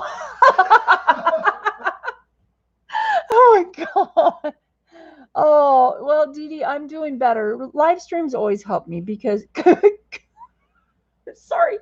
I'm sorry. I was reading what Evelyn said. It just cracked me right the hell up. Yes, I am doing okay, and I'm glad to know that you are well. I'm glad to know that. We are talking about Mark and I are watching Game of Thrones, and part of the show, one of the characters gets thrown in the dungeon, and he's talking to his brother about this kid that they knew when they were kids, and he was a kind of mentally challenged. He was retarded, I think, seriously retarded, because they were talking about how he would sit there and just take a rock and smash bugs and say over and over again, smash the bugs, ka ka. And the first time I saw that part in the show, I laughed my butt off because I thought it was so freaking hilarious and really kind of out of left field, which that makes him even funnier for me. But so Evelyn has just made a reference to the sound that the kid who was smashing the bugs was making, and that he was doing a whole ka ka mouth the bugs, and it's Emily. Hello, Emily. Wow, it's good to see everybody. Anyway, so that's what we were laughing at. I apologize if I seemed rude, Dee Dee. I did not mean to seem rude. I just couldn't control that one. Sometimes when you see something funny, it just takes control for a couple minutes. Oh, Lord. It's like when you get the giggles. You have no idea why. Oh, yes. A person who gets the giggles a lot in her videos and cracks me up, good-naturedly, of course, is Andrea at Artie Mays. She starts laughing and she just starts giggling and giggling. It is so funny and quite refreshing because then you start giggling and, those endorphins start moving along and you start feeling really, really good. Anyway. What are we up to now, season 5? I think we're in season 5 or 6. Man, it is almost time for me to go. You guys, I stream for, those of you who don't know, I stream for 2 hours on Sundays, health issues permitting. And that's the only time I'm streaming right now. But when my time is up, I go because, like right now, I just got a notification that Shalene at the Coloring Book Nook is live. She's started just a few minutes early. So I'm going to go in just a couple minutes, but I want to make sure you guys know that she's streaming today. She's having a hobby chat and happy mail. So you might want to check her out. She's a lot of fun. Emily also has a channel. Like I said, I think Cats Play. Evelyn has a channel. Emily, Dee Dee. Oh, yeah, Dee Dee, you should totally. It's the one where Tyrion is in the dungeon. And Jamie goes to talk to him, and they're talking about the kid that smushed the bugs. So yeah, but oh, it's okay, Corolla. It's okay. Oh, and I want to say too, mods, Mark and Arnie, thank you for being here and modding for me. I appreciate that. And sometimes I forget to thank you, but believe me, trust me on that. I am extremely thankful for both of you because you guys take care of my stream when I'm not watching. Emily's going to be on Belinda's stream tonight. Oh, that's right. Emily's going to be on Belinda's stream. Belinda Color with Faithful Girl. Was it 78? And they're going to do, you guys are going to be building miniature dollhouses. Am I correct on that, Emily? Yep, we're going to attend. Oh my God. Some mini do-it-yourself dollhouse. That should be fun. That should be fun. Oh, and she's the one that did the little dollhouse sort of diorama room. Oh my God, you guys are going to have a blast. Oh my God. I'll try and catch it because I don't know how I'm going to feel then. I usually feel pretty crappy in the evening. So What time? What time is she on? what time are you on for your time zone? And what time zone are you in? Can you let us know that? because I think, Plug the hell out of it. I know, we should, huh? 7 p.m. Central. 7 p.m. Central. Go visit 8 Emily. p.m. East Coast time. Yeah, that would be right. Yeah. Oh, yeah. Go visit Emily's channel. Subscribe to Emily's channel, and you'll get the notification for when she goes live this evening. You'll get notifications for everything if you click the little bell. But you guys, Emily is a really fantastic colorist, and she does a lot of wonderful Johanna Basford pages, or illustrations, however you want to put it. Check her out, because it's really, I learned a lot watching her, a lot. Very fun. But yeah, tonight, DIY dollhouses. Dudes, it's the D's. It's actually like in 2 hours. She goes on in 2 hours. Awesome. 2 hours. Sweet. So, yeah, guys, check it out. Speaking of 2 hours, I am at 2 hours and 1 minute, actually. So I'm going to have to go. And I just want to say hello and thank you to all of my new subscribers. You guys are awesome. Thank you for subscribing. The more subscribers I have, the more YouTube will let me do for you. For example, live streaming from my phone, which would be cool because then I could live stream from outside my house or in my garden or, whatever. But I could give you more of a variety instead of just looking at this stuff all the time. In fact, I could take you outside if I'm going to do a DIY project, and that would be fun too. So there's that. All of the subscribers that have been here for a while, you guys, thanks for sticking with me. I know I'm not super consistent about my live streams and videos, and that's because of my health. I'm starting to feel better though, thanks to Mark. And I do intend to be producing more live streams and videos as time goes by. So don't miss it. Subscribe. And then when you get the little bell things, the little bell icons, go to all. You don't have to watch it just because you're subscribed to it. You can just be subscribed to it and choose what you watch, which is the whole idea behind that, I think. So yeah, but I need to get off of here. Thank you guys for being here today. You guys always make me feel good. You always make me laugh. And check out other YouTubers, other YouTube channels, other live streams. Have some fun. Relax. Vent if you need to vent. And if you want to come to my Facebook page for this channel, it's called JoBeth SEXTON'S Crafts and Coloring. On YouTube, there's a link. On Facebook, there's a link below the video.